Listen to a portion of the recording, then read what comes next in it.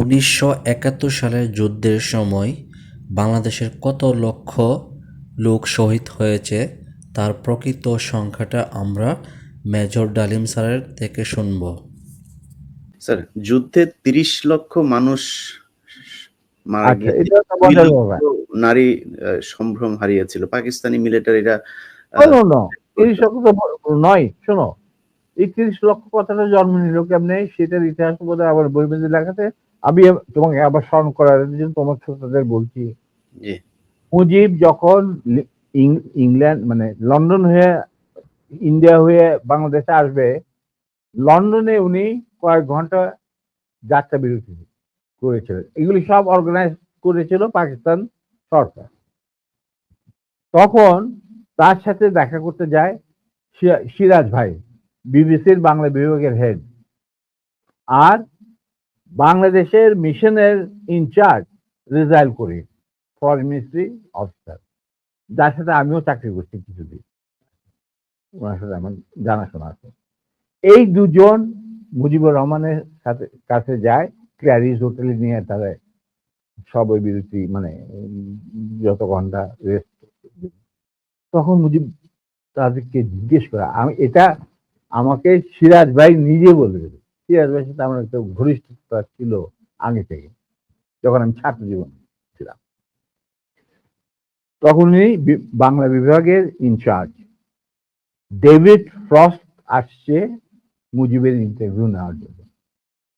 তো মুজিব তখন সিরাজ ভাই আর এই রেজাইল করিম সাহেবকে আলাদা ডেকে নিয়ে জিজ্ঞেস করতেছে যে সত্যি কি বাংলাদেশ স্বাধীন হয়েছে নাকি আমাদের কোথাও নিয়ে মাইরে ফেলানোর বন্দোবস্ত করা হয়েছে। তখন সিরাজ ভাই ওনাকে বললেন, স্যার, মুজিব ভাই, বাংলাদেশ স্বাধীন হয়েছে, আপনি যাইতেছেন as a prime minister of Bangladesh, কিন্তু আপনি ইন্ডিয়া হয়ে যাচ্ছেন কেন সেটা আমরা বলতে পারবো না, এটা আপনার সিদ্ধান্ত। তখন বলছি ক্ষয়ক্ষতির, তখন তো ইন্টারভিউ নিব, তো ক্ষয়ক্ষতি কত? তো যে সবকিছু মিলে প্রায় ৩ লক্ষর মতো। ৩ লক্ষ। এখন ৩ লক্ষরে তারপরে শেষ বাজে পরে আমাকে বলছেন যে আমি কোনোদিন ভাবতে পারি না যে মুজিব ইংরাজিতে ডেভিড ফ্রস্টের সাথে কথা বলবে। আমরা বলছি যে উনি বাংলাতে কথা বলবেন। ডেভিড ফ্রস্ট পরে তর্জমা করে নেবে।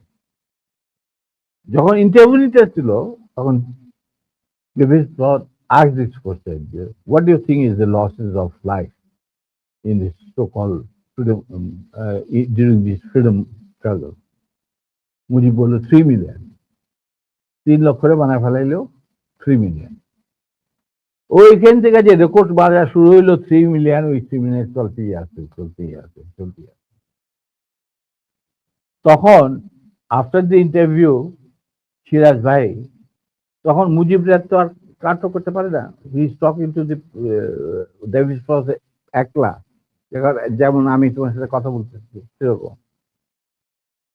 After the interview was over, Mujib went to retire into his bedroom.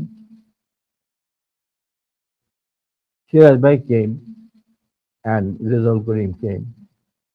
They saw David was handkerchief বাইর করে তার চোখ মুছতেছে, পানি পড়তেছে তো চোখ মুছতেছে।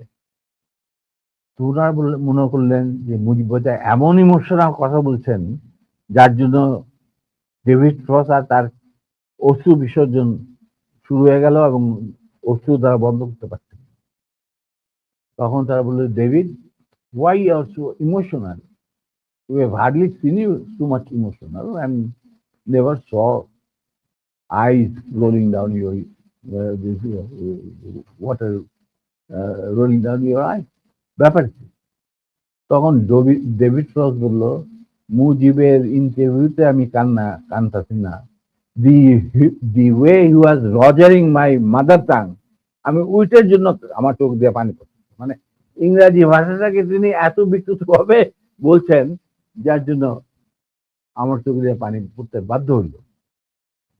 এখানে আজকের মতো থাক, আমার একটা কাজ আছে, আমাকে একখানে আবার যেতে হবে।